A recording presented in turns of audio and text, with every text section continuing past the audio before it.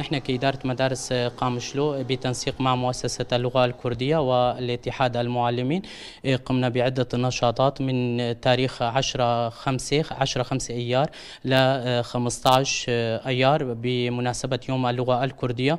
كان هناك احتفالات متنوعة بجميع المدارس، وأيضا تشكل بجميع المناطق شمال وشرق سوريا مسيرة جماهيرية حاشدة من الطلاب وعوائلهم ومعلمين بهذه المناسبة، بمناسبة يوم اللغة الكردية. هناك تنظيم بإشعال الشموع على مزار الشهداء في مزار دليل صاروخان اعتبارا من الساعة 6:30.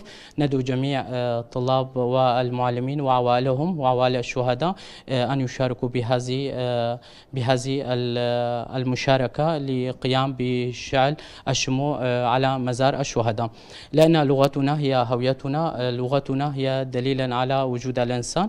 ولكن نحن كأهالي مناطق شمال وشرق سوريا نطلب من سوريا الجديدة أن يكون اللغة الكردية هي لغة رسمية في جميع مناطق شمال وشرق سوريا، لأن اللغة الكردية هي لغة أبناء شعب هذه المناطق. طبعا اللغة الرسمية هي من بداية كان اللغة الكردية من بداية هي لغة رسمية ضمن هذه المناطق، مثل اللغة العربية وأيضا اللغة السوريانية. من بداية الأحداث عام 2011 تم تدريس هؤلاء الطلاب كل طالب بلغته الأم كاللغة الرسمية في المدارس من عام 2011 لحد هذه المرحلة، وطلابنا يدرسون بالمرحلة الابتدائية والإعدادية والثانوية حتى الوصول إلى الجامعات.